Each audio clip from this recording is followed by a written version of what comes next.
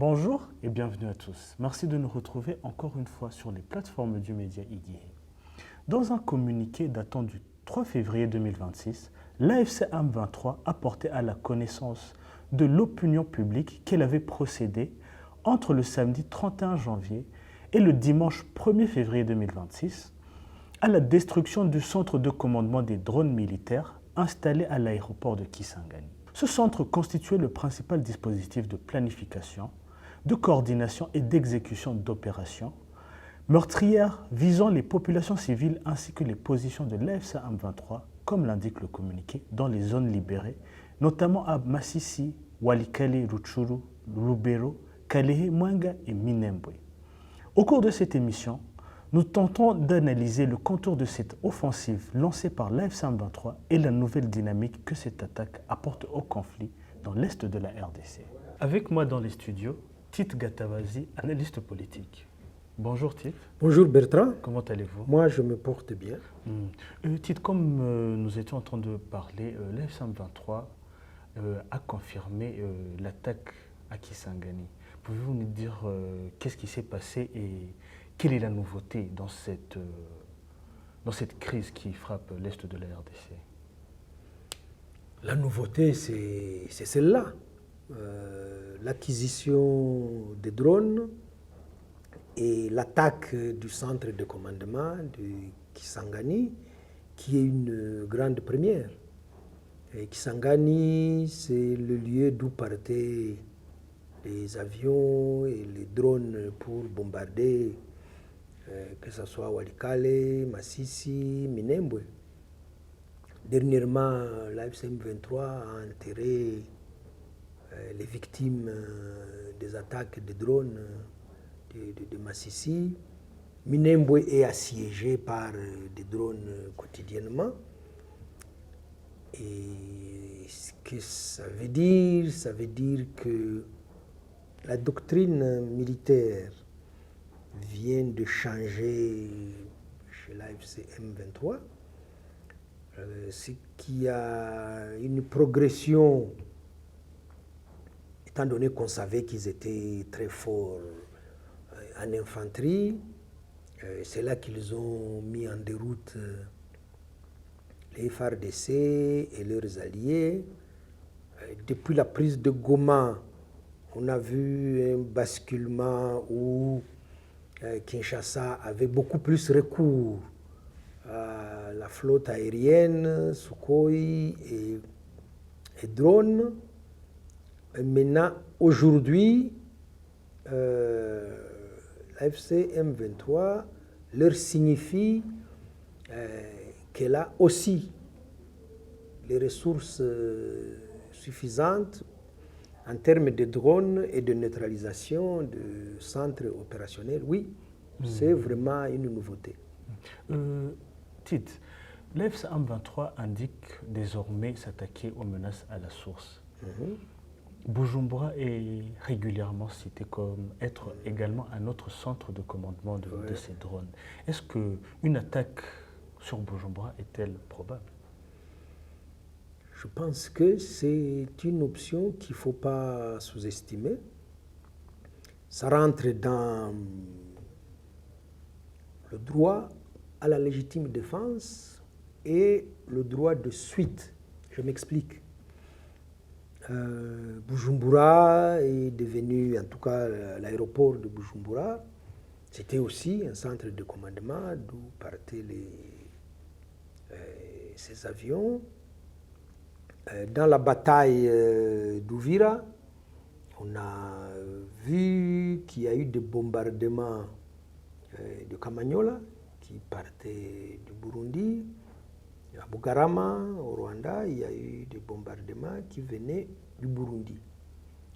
Et donc, cette alliance entre Kinshasa et Bujumbura fait de Bujumbura un co-belligérant. En cette qualité, Bujumbura doit assumer les conséquences de son alliance et de sa participation au combat. Et donc, si Bujumbura se permet d'être une base constitutive de la menace et que cette menace soit mise à exécution par moment, l'AFC M23 est en droit de poursuivre cette menace à la source et de bombarder soit l'aéroport de Bujumbura, soit un des camps militaires d'où partiraient ces enjeux. Tite, vous expliquiez la nouveauté de cette offensive de l'AFC M23. Est-ce que pouvons-nous dire que nous sommes en train d'assister à une nouvelle phase du conflit? Je pense que oui. On ne s'attendait pas à ce que l'AFC M23 fasse usage. On a vu qu'il neutralisait des Sukhoi, qu'il neutralisait des drones, mais on n'avait pas encore assisté à l'usage des drones par l'AFC M23. C'est la première fois. Ça veut dire qu'ils ont neutralisé les FARDC et consorts sur le plan terrestre. Le recours à la force aérienne, comme je disais, eux aussi disent, voilà, nous allons aussi faire usage des drones et commencer d'abord par détruire le centre de commandement de Kisangani, qui est quand même un peu éloigné de la zone libérée. Kindu ne pouvait plus servir de base parce qu'il y a des positions de l'AFC M23 pas loin de Kindu, Fizi, Mwenga, je crois que des combats se déroulent là-bas. Donc un engin qui partirait de Kindu, on le descendrait rapidement. On parle de Bujumbura.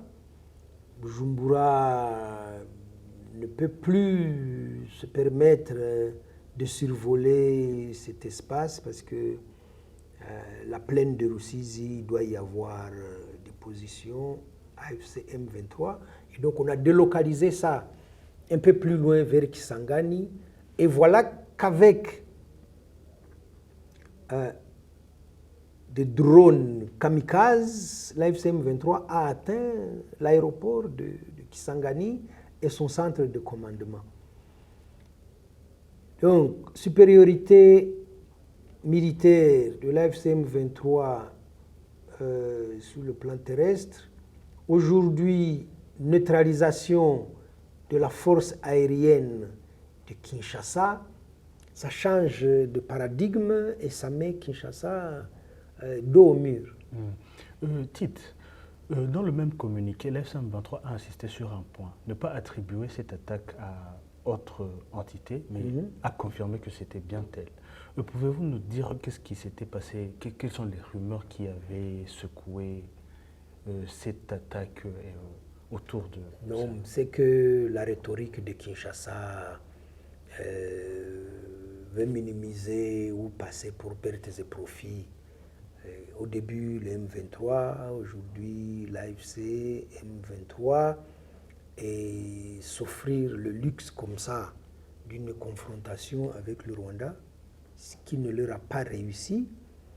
C'était des manœuvres pour délégitimer la cause pour laquelle le M23 avait repris les armes et s'offrir comme ça un bouc émissaire bon marché. Kinshasa ne peut pas avouer avoir perdu du matériel depuis l'avancée du M23, Bunagana, Rutshuru, Masisi, jusqu'à Uvira aujourd'hui. Regardez tout l'arsenal qui a été abandonné à Goma, Bukavu, Kamanyola. Donc, pour ne pas avouer que les FARDC sont les premiers fournisseurs d'équipements militaires à l'AFC M23, oui, Kinshasa cherche à mettre ça sur le dos d'un face-à-face avec le Rwanda. Et donc l'AFC M23 revendique son autonomie, à la fois sur le plan politique, sur le plan opérationnel. Et c'est que maladroitement, Kinshasa continue de répéter sans être audible. Oui. Alors, Tite, d'un côté, nous observons une recrudescence de la guerre entre l'AFC M23 et Kinshasa. Et d'un autre côté, nous avons observé la reprise des pourparlers de Doha avec des signatures et du cessez-le-feu. Est-ce que y a-t-il une contradiction ou bien qu'est-ce qui se passe? Il y a une suite logique. Tshisekedi est obsédé par cette guerre. Il ne laisse pas la chance à un quelconque processus de paix. Tshisekedi ne veut pas de signature de paix. Tshisekedi ne veut pas de règlement de ce conflit, mais pour des raisons à la fois personnelles, politiques et financières. Et donc, on dit, il a perdu sur le plan politique. Son ministre Moïse Nzagi a déclaré que le gouvernement congolais avait perdu la bataille de la communication. Ça fait quand même 2 fronts très importants. Sur le plan diplomatique, ça va dans tous les sens. Il y a une cacophonie dans la diplomatie du pays. Mais lui, il persiste. Il fait faire la guerre. On vient de lui détruire son centre de commandement de Kisangani. Son alliance avec Bujumbura, qui, au regard de l'évolution de la situation sur le terrain, aurait dû être caduque. Mais Bujumbura veut exister, Bujumbura veut encore bénéficier de la rente financière de Tshisekedi. Et donc Bujumbura s'entête aussi, tout comme son allié Tshisekedi. Et donc, oui, la recrudescence va continuer. Oui, Tshisekedi va continuer à perdre à la fois son matériel, soit récupéré par l'AFC M23, soit détruit comme les Sukhoi et les drones. Oui, la guerre va continuer en dépit de la reprise de pourparlers à Doha, de la demande que la MONUSCO vienne occuper Uvira, son alliance avec... Non, la guerre va continuer et il va aussi saboter tout ce qu'il y aura comme signature, que ce soit Doha ou ailleurs. Tite, à partir de ce que vous avez dit, vous avez parlé de Bujumbura et vous avez parlé d'une probabilité que la guerre continue. Si nous commençons par Bujumbura, le président de la République, Paul Kagame, a récemment, lors de l'Omushikirano, parlé de la relation qu'entretenaient avant le Rwanda et le Burundi, parlant même d'une relation de jumeaux. Mais aujourd'hui aussi, il a parlé d'un revirement qu'on a observé, qu'on a qualifié de Bujumbura, vouloir mettre une autre relation avec maintenant le Congo, qui maintenant est leur jumeau. Mais qu'est-ce qui s'est passé? D'abord, ce que dit le président Kagame a un fondement historique, culturel et géographique. Sur le plan culturel, il y a très peu de pays qui peuvent se targuer de voir un Rwandais et un Burundais s'exprimer, discuter, pas besoin de traduction. Les rites culturels sont quasiment les mêmes. L'accoutrement traditionnel est identique. Le Mushanana est le même au Rwanda comme au Burundi. Inzoga, tout. Donc, c'est ça la jumelléité dont parle le président Kagame. Les deux pays ont une géographie presque identique. Sur le plan sociologique, c'est presque identique. Et donc, oui, de facto, les deux pays, les deux peuples sont jumeaux. N'en déplaise au pouvoir actuel à Bujumbura.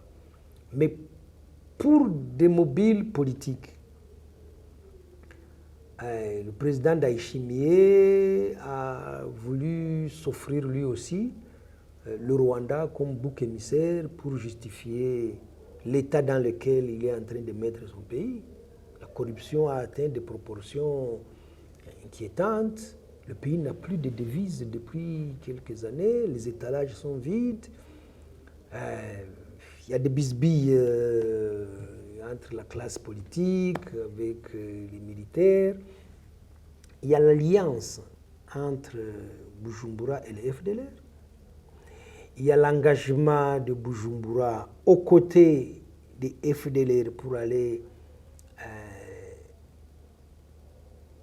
continuer le massacre et l'épuration ethnique à l'est du Congo contre les Tutsis congolais.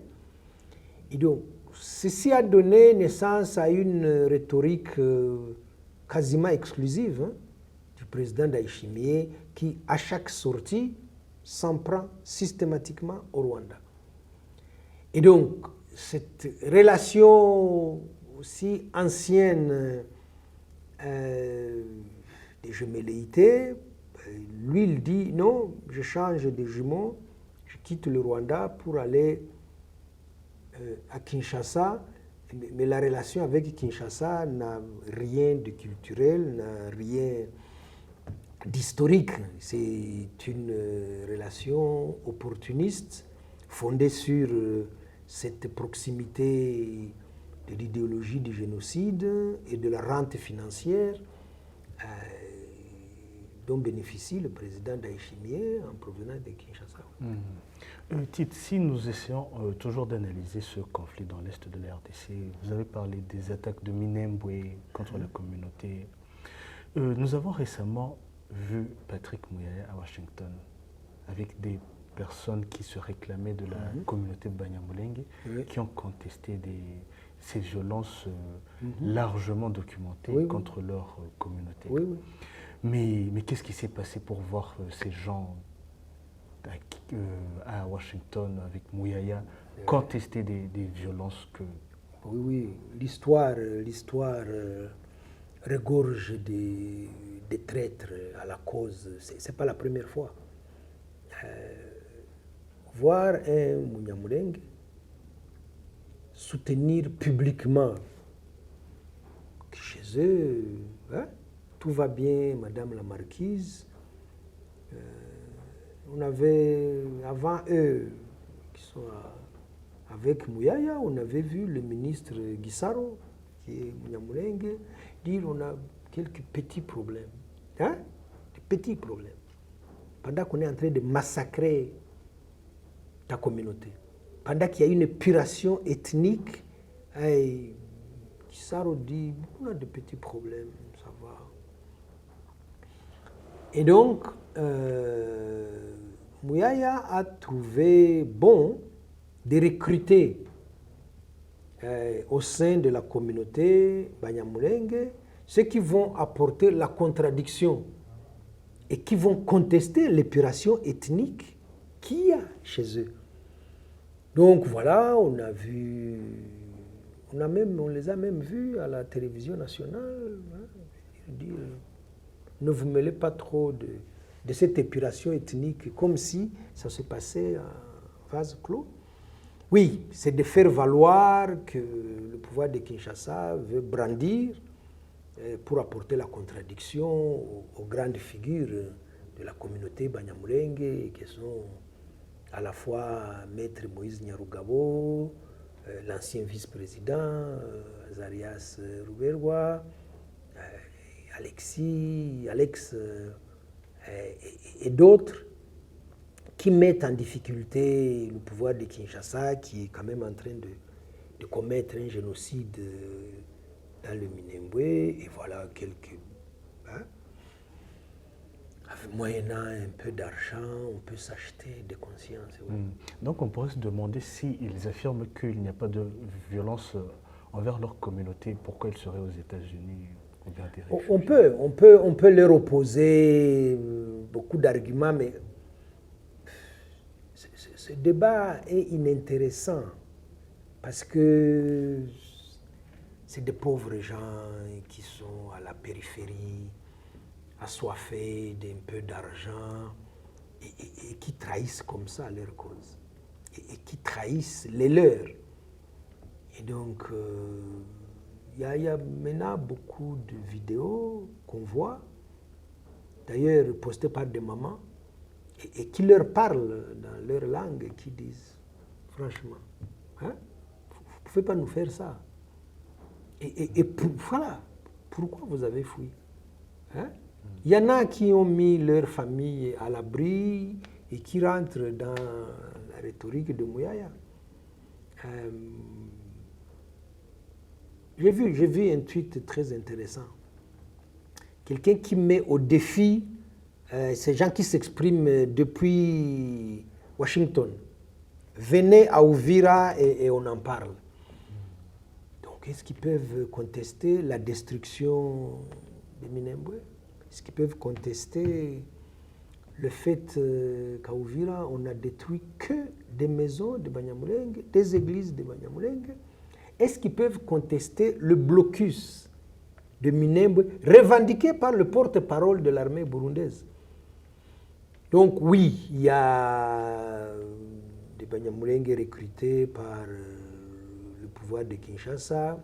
Oui, il y a des Banyamulenge qui ont trahi les leurs. Oui, ils ne méritent pas qu'on s'y attarde. Le titre, si vous me permettez, vous venez de parler d'Uvira. Est-ce que pouvez-vous nous dire aujourd'hui quel est l'état actuel de la ville? Uvira est à feu et à sang. Les Wazalendo de Yakutumba revendiquent d'assiéger Uvira. À Uvira, on massacre la journée des Banyamulenge. Et donc la ville est encore une fois abandonnée à elle-même. Mais la MONUSCO a été récemment appelée à dépêcher des troupes là-bas.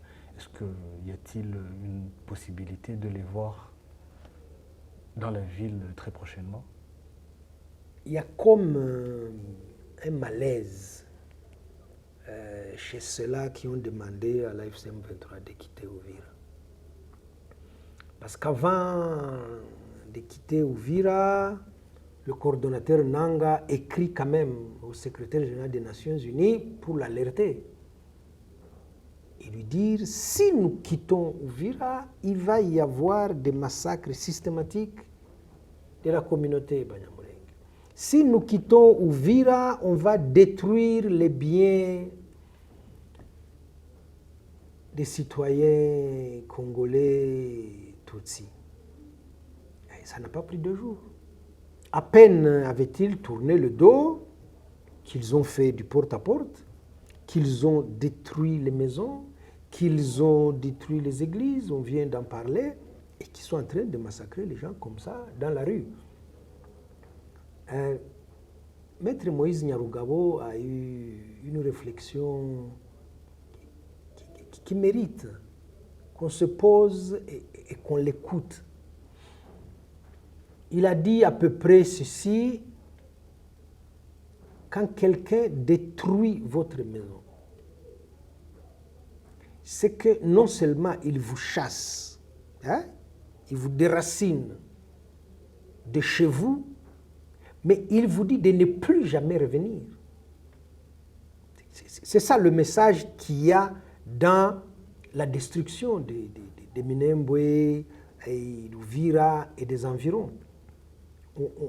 On détruit toute forme de vie de la communauté Banyamulenge. Votre maison a été mise à sac, détruite. Quand vous revenez, vous vous mettez où? Ce n'est pas qu'il est venu squatter pour dire il n'est pas là, je reste dans la maison. S'il arrive, on discutera. Ils ont détruit. Donc, c'est ça qui devrait revenir à l'esprit des gens et dire, mais MONUSCO, merci. Ça fait 25 ans que la MONUSCO est à l'est du Congo. Ce serait beaucoup plus intéressant qu'on nous dise d'abord ce qu'a réussi la MONUSCO avant de leur demander d'aller à Uvira. Qu'est-ce qu'ils ont fait à Goma, qu'est-ce qu'ils ont fait à Rutshuru, qu'est-ce qu'ils ont fait dans le Massissi, qu'est-ce qu'ils ont fait à Beni, les ADF massacrent, ils ont délocalisé leurs bureaux, ils sont à Beni. Mais on voit tous les jours des massacres, des bandades à Beni, dans les environs. La MONUSCO est là. Non, la MONUSCO ne fera rien du tout. La MONUSCO n'est pas une solution. La MONUSCO est compromise avec à la fois les FARDC et les FDLR. La MONUSCO n'a jamais rien fait contre les Wazalendo. Ce n'est pas demain qu'ils iront le faire à Uvira. Non, c'est une très mauvaise solution d'appeler la MONUSCO. C'est vraiment une façon de se voiler la face. Tite, avec tous ces événements qui se passent, nous comprenons bien que Kinshasa a un véritable problème avec la communauté Banyamulenge. Mais si nous parlons d'Uvira, nous ne pouvons pas dire que toute la ville est habitée par les Banyamulenge. Alors qu'est-ce qui explique cette indifférence ou ce manque de condamnation de ces exactions commises par les FARDC, la Wazalendo et les FDLR? Et je parle de Kinshasa, comme je pourrais parler aussi de Gitega. Parce qu'avec la chute d'Uvira, nous avons observé un exode de combattants FDLR, Wazalendo, qui ont aussi commis des exactions dans des régions burundaises, proches de la frontière avec la RDC. Mais nous n'avons jamais vu quelconque condamnation, alors que c'est leur population qui, eux aussi, peuvent être des dommages collatéraux. Mais comment expliquer cette idéologie entre Gitega et Kinshasa envers leurs propres citoyens? C'est là qu'on se dit, on ne peut pas comprendre et c'est très difficile à expliquer.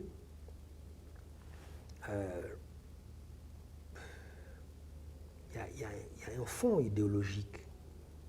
Il y a cette fixation sur le Tutsi congolais et tout celui qui peut ressembler au Tutsi congolais. Parce qu'on a vu des exactions contre des gens qui n'avaient rien à voir avec les Tutsis, mais qui répondaient à cette mauvaise description du Tutsi congolais.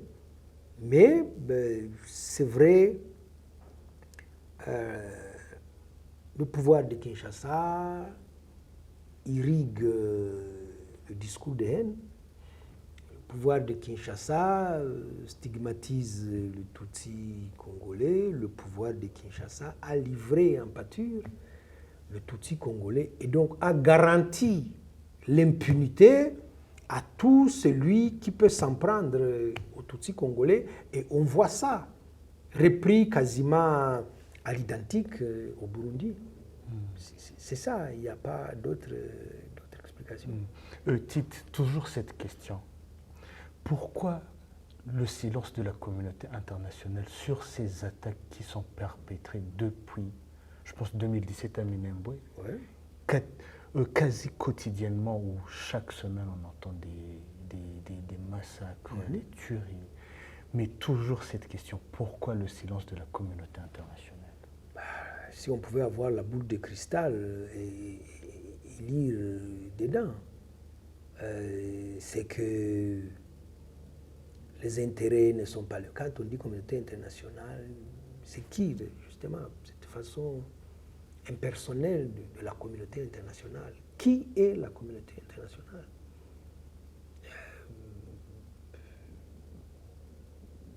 Les pays n'ont pas les mêmes intérêts. La protection des civils n'est pas vraiment la priorité. on se cache derrière, on vous a donné la MONUSCO, débrouillez-vous avec. On materne un peu trop Tshisekedi et son pouvoir. Voilà, tout ça fait que le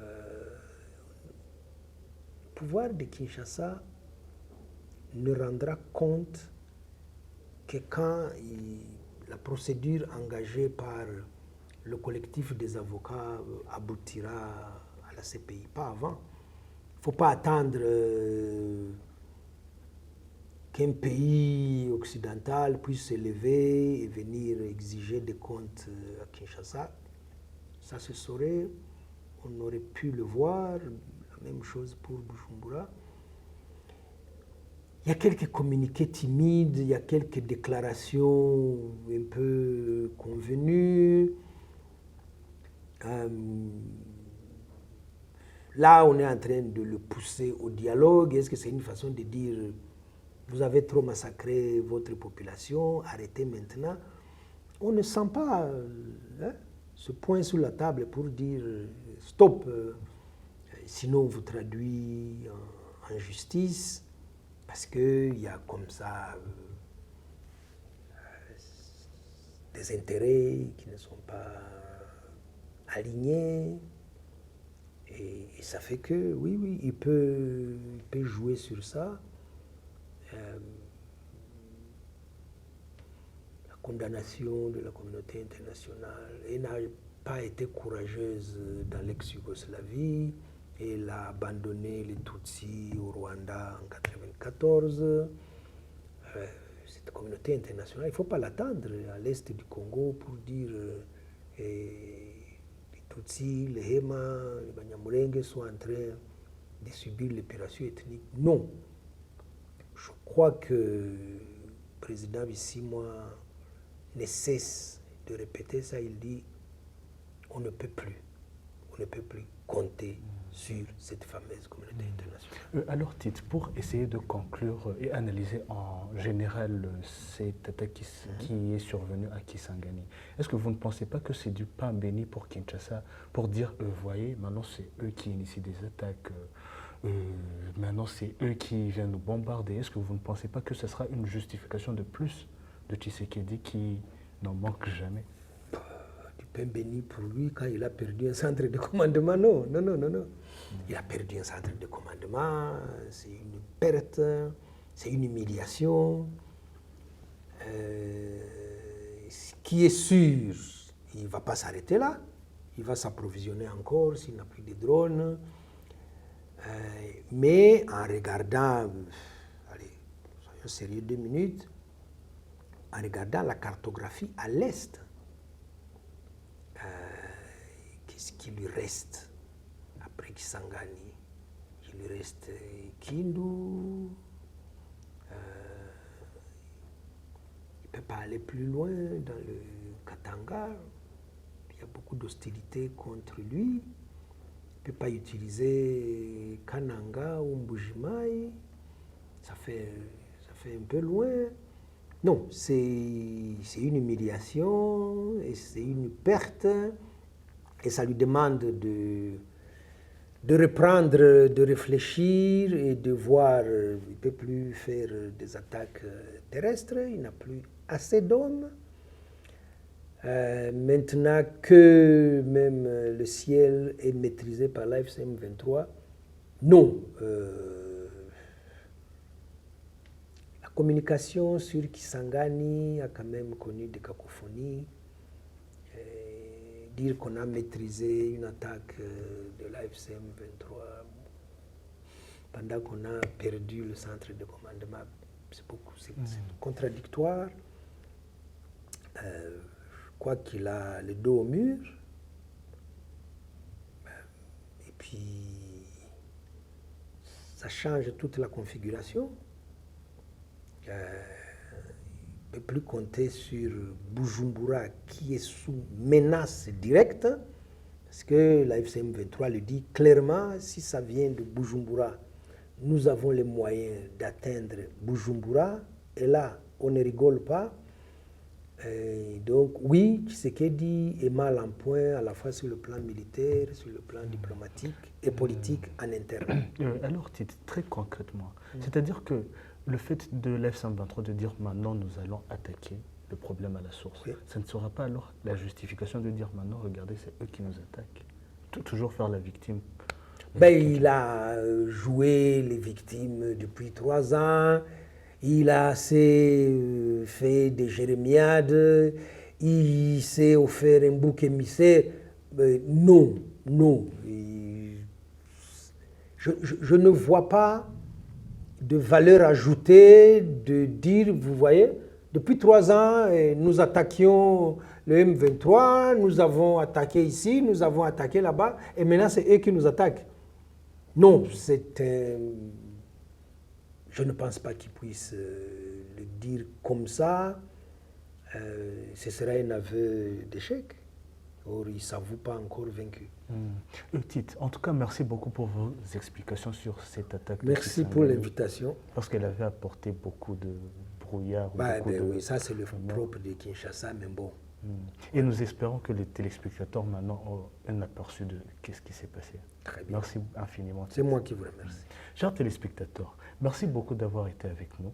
Nous espérons que cette émission vous a été d'une très grande utilité. Et surtout, restez branchés sur les plateformes du média Iguihé.